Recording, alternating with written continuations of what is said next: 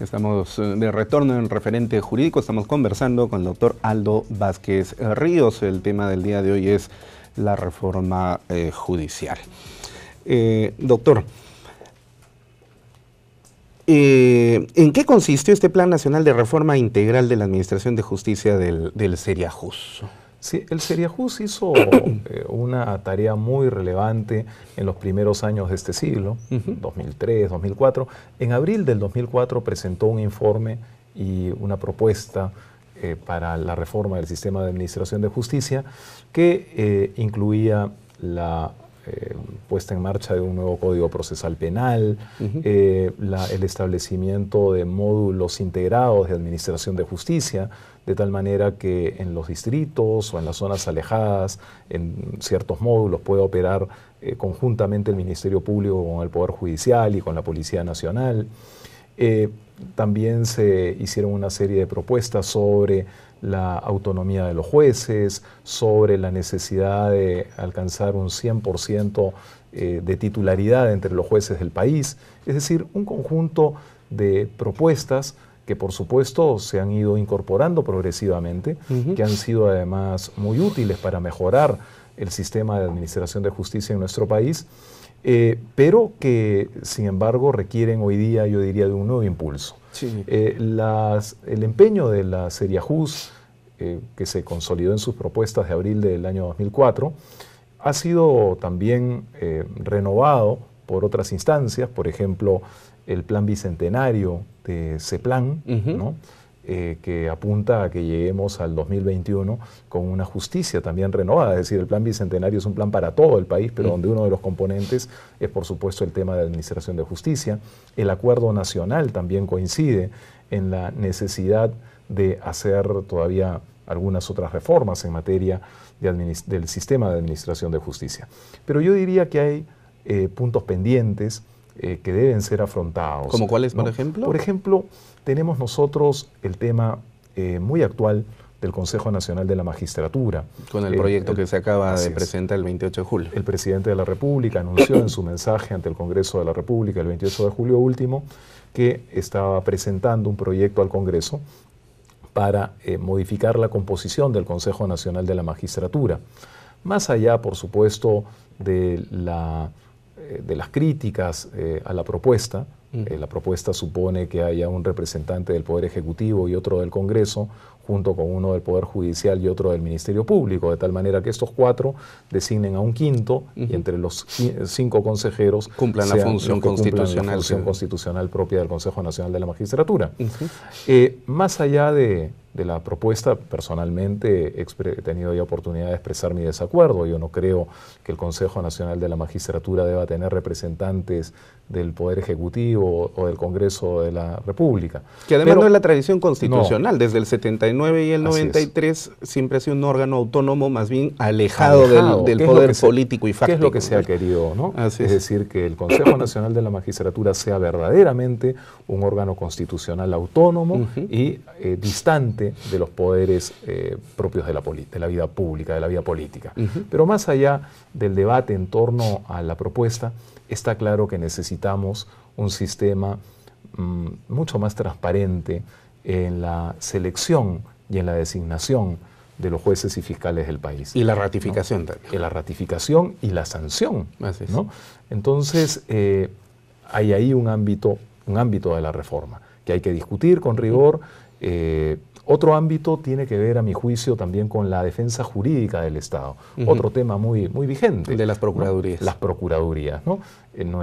Los amigos que nos ven en la televisión saben que los procuradores son los abogados de parte, pero de una parte muy singular que es el Estado. Entonces, intervienen en juicio en defensa de los intereses del Estado.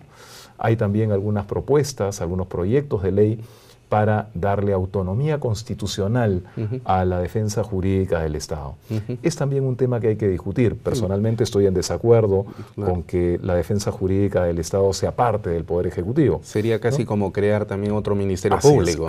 Crea ese tipo de dificultades. Lo que ocurre es que en nuestro país algunos mentores de esta tesis confunden las procuradurías que hay en otras latitudes, que hay en otros países, incluso de la región, pero que no cumplen función de defensa jurídica del Estado, sino que cumplen función de Ministerio Público. Así es, como en Argentina o en México, por ejemplo. Así es, en México, en Brasil, en fin, hay varios países donde cumple ese tipo de función, o a veces función de Defensoría del Pueblo. Además. Pero en el caso de nuestro país, la Procuraduría es defensa jurídica del Estado y supone la inmediatez, principio de inmediación, es decir, tiene que haber una relación directa entre el que defiende y el cliente, que en este caso es el Estado y cada una de las reparticiones del Estado. Sí. Pero es también un ámbito que hay que afrontar, porque las procuradurías sobre alrededor de 3,5 millones de procesos judiciales en marcha en nuestro país, se estima que las procuradurías intervienen en más de 500,000.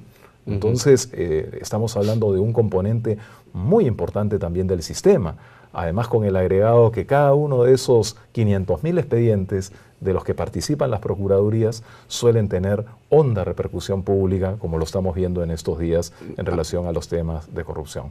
Así es. En fin, otro ámbito muy importante para la reforma tiene que ver con uno que nos es muy caro a quienes hemos laborado en el Ministerio de Justicia y Derechos Humanos, y es el del acceso a la justicia y por lo tanto la defensa pública, ¿no?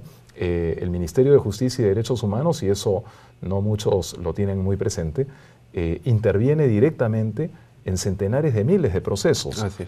Cuando yo tuve el honor de conducir el sector, eran cerca de 400,000 procesos en los cuales intervenía la defensa pública. Y además de manera exitosa. Así es. Un ejército de abogados puestos a disposición del pueblo. Y al servicio de los más pobres. Así es, ¿no? Es decir, de quienes ordinariamente están privados de su acceso a la justicia.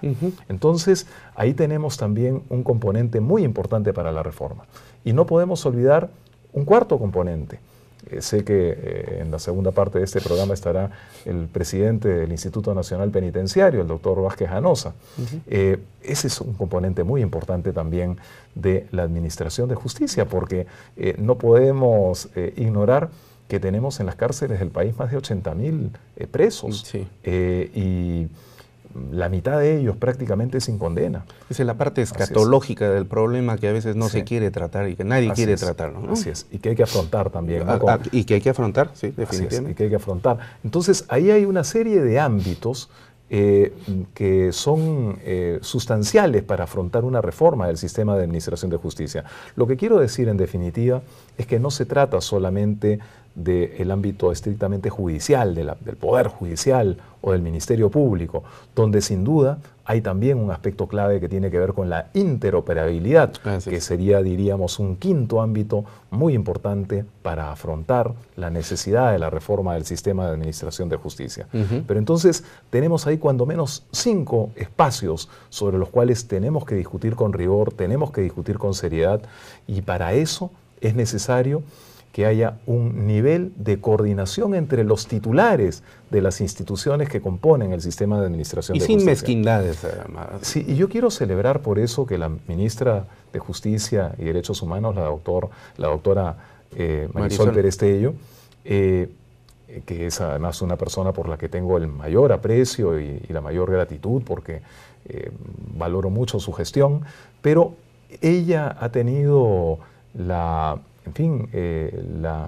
el acierto de continuar determinadas políticas que ya se estaban desarrollando en gestiones anteriores.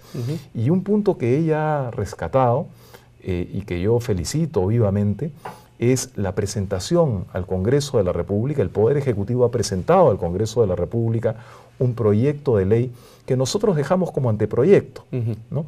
El anteproyecto para la creación de un Consejo de Coordinación del Sistema de Administración de Justicia. Esto es vital, esto es clave, porque no pueden haber políticas nacionales en materia de justicia si no hay un nivel de coordinación entre los titulares de las entidades que componen el sistema. Y el Acuerdo Nacional por la Justicia podría ser el germen de ese consejo. El acuerdo lo es, ¿no? Lo es en gran medida, ¿no? Ya han habido otros gérmenes, como por ejemplo el Consejo Nacional de Política Criminal, que le toca presidir a quien ejerza la titularidad del Ministerio de Justicia. También la Comisión para la Implementación del Código Procesal Penal, o los programas de mejoramiento del sistema de administración de justicia con el Banco Mundial y con el Banco Interamericano de Desarrollo. Todos estos han sido espacios de coordinación entre los titulares del sistema de administración de justicia, pero han sido espacios orientados a aspectos específicos, por ejemplo, la política criminal, por ejemplo, cierto tipo de obra pública para beneficio de alguna de las instituciones del sistema, o la implementación del Código Procesal Penal. Pero tenían agenda limitada. Necesitamos un consejo que le dé continuidad a este Acuerdo Nacional por la Justicia y que le permita, sobre todo, establecer políticas de mediano y de largo plazo con metas perfectamente identificables y cuantificables, de tal modo que en conjunto el sistema pueda articularse y pueda lograr esa sinergia que hasta ahora no ha podido alcanzar. Doctor, antes de que el tiempo se nos vaya, quiero formularle dos preguntas y le ruego por eso que tratemos de ser lo más precisos en las respuestas. Primero, ¿en qué medida ha contribuido la entrada en vigencia del Código Procesal Penal de manera progresiva en el país con la reforma judicial? Bueno, mi impresión es que en un espacio muy sentido por la población como es la justicia penal, ha logrado mayor celeridad. Claro, sin embargo, ahí todavía hay una deuda con la ciudadanía, una deuda por parte de todo el sistema, y esa deuda es la plena vigencia en Lima. Todavía el Código Procesal Penal no rige plenamente en Lima. Claro, porque aquí hay un dato un poquito engañoso, ¿no?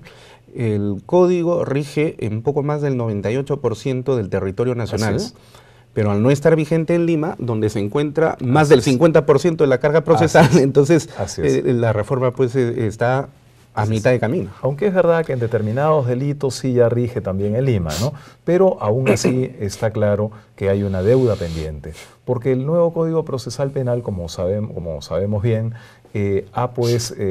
significa una mutación, un cambio desde una justicia basada en la documentación, en el papeleo, los trámites farragosos y lentos, a una justicia que se sustenta en el debate oral, ¿no? En la oralidad. Y eso acelera el proceso y lo hace también más transparente. Entonces yo diría que esa es una pieza muy importante de una reforma del sistema de administración de justicia. Pero de todas maneras este proceso terminará de consolidarse a un mediano y largo plazo, porque no es un proceso inmediato de cambio del día de hoy para mañana, ya cambia todo. Es verdad que hay ahí un problema que tiene que ver con la disponibilidad de recursos, ¿no? Nuestro país dedica pocos recursos a la justicia. Y nos equivocamos cuando dedicamos pocos recursos a la justicia, porque como hemos visto antes, la falta de éxito del sistema de administración de justicia puede estar correlacionada con pérdidas enormes para el país, como las que hemos mencionado en el primer bloque. Entonces, claro, el Poder Judicial tuvo en el 2016 un presupuesto de 1.800 millones de soles aproximadamente, sobre unos 134.000 millones de soles del presupuesto general de la República, y representó un porcentaje sensiblemente bajo para atender todas las necesidades de la justicia en el Perú. En la Constitución del 79 se establecía un monto específico, se establecía un porcentaje específico, ¿no? Y en varios países se establece un porcentaje a partir del cual el propio Poder Judicial puede disponer de sus recursos con autonomía. Y es también otro aspecto que habría que discutir, pero tal vez ya no solo como recursos asignados al Poder Judicial, sino también al conjunto del sistema, tanto al Poder Judicial como a cada una de las instituciones constitucionales autónomas que componen este mismo sistema. Así es. La segunda y última pregunta. Usted ha tenido un paso breve por el Ministerio de Justicia en condición de ministro, pero ha sido un paso exitoso realmente, incuestionable, impoluto. Si el destino le volviera a dar a usted la ocasión de asumir esa cartera, ¿por dónde comenzaría usted estas 5 propuestas que ha lanzado para la reforma judicial, el primer paso para poder lograr iniciar y consolidar la reforma judicial tan anhelada en el Perú? Yo creo que hay 3 temas muy relevantes en el sector justicia, aunque están mutuamente vinculados entre ellos. Uno es, sin duda, la reforma del sistema de administración de justicia. Un segundo tema vital es el acceso a la justicia. Yo creo que hay que fortalecer la defensa pública. En el Ministerio de Justicia hay actualmente una Dirección General de Defensa Pública y Acceso a la Justicia. Yo pienso que debiera ser un órgano autónomo dentro del sector, un organismo público autónomo dentro del sector. Como una superintendencia, como la SUNAR, más o menos. Superintendencia, efectivamente, ¿no?, que garantice acceso a la defensa de aquellos que están privados por falta de recursos. Y un tercer ámbito, sin duda prioritario, es el de la reforma penitenciaria, ¿no? Y ahí el tema clave es la sobrepoblación penal, ¿no? El doctor Vázquez Anosa seguramente tendrá mucho que decir y mucho más que yo porque conoce en profundidad el tema, pero ahí hay una sola vía y esa vía es la ampliación y remodelación de los penales del país, porque construir penales es muy caro. Le puede costar al Perú unos 6.000 millones de soles el cubrir la brecha que en este momento tenemos. Y mientras hayan penales sobrepoblados, es imposible hacer reinserción de los internos a la sociedad, es imposible tener un control efectivo sobre los penales. Efectivamente. Bueno, el tiempo nos ha ganado, doctor, pero este tema tiene para más y definitivamente vamos a convocarlo nuevamente para poder seguir conversando de este interesante tema que es además preocupación de todos los peruanos, la reforma judicial.